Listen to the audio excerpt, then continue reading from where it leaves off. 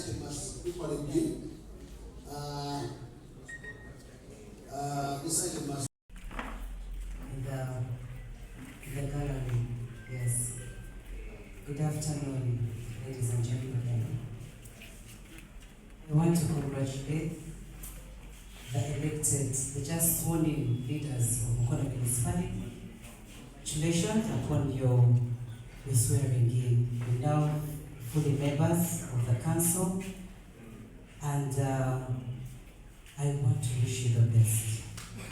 What has happened has shocked all of us, especially me who belongs to the party that had the numbers here. But well, regardless we move, we shall sort those small issues to unite. Let's put Mukono first. Let's put the people first. The time has begun. Now is the time to begin the work. Like everybody says, the politicking is done.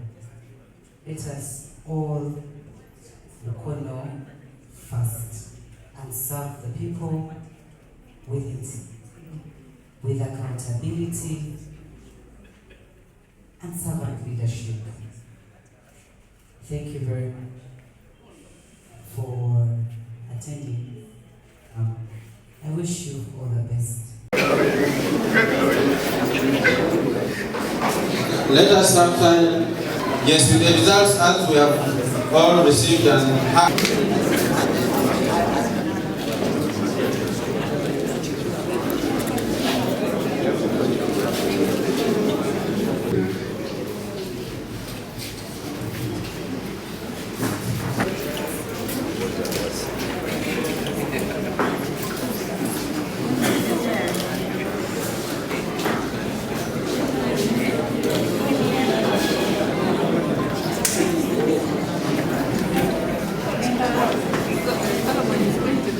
To see who I entrust with, because the materials are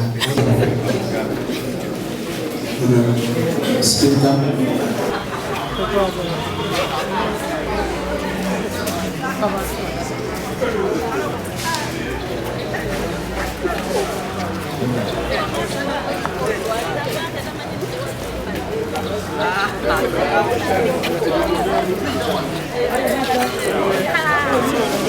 Abavubulayira meya waffe ne bakansalazi abavubulayira kubanga waliwo ekigamba nti tubalonze temuli mu gazeti temujja kulayira naye leero kibaddewo balayidde, so twebaza nnyo Katonda abatuusiza ku lunaku luno nti nga ttiimu nga bwe twatambula naye tutuuse ku lunaku olw'okulayira. Neebaza nnyo local government eno okuteekateeka omukolo guno naye tufunyeemu ekyekango, tufunyeemu ekikangamu nti eri mu kulonda ebyavudde bati si bye twasuubidde.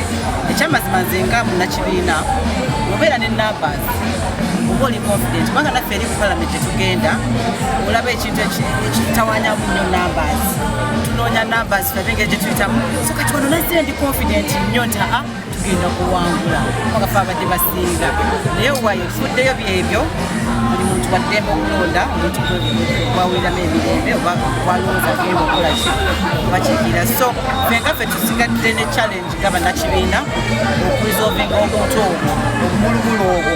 So tulina okuddayo ku drawing board tubuuze ki ekibaddewo ki ekyabaddewo nga tetunnayigira.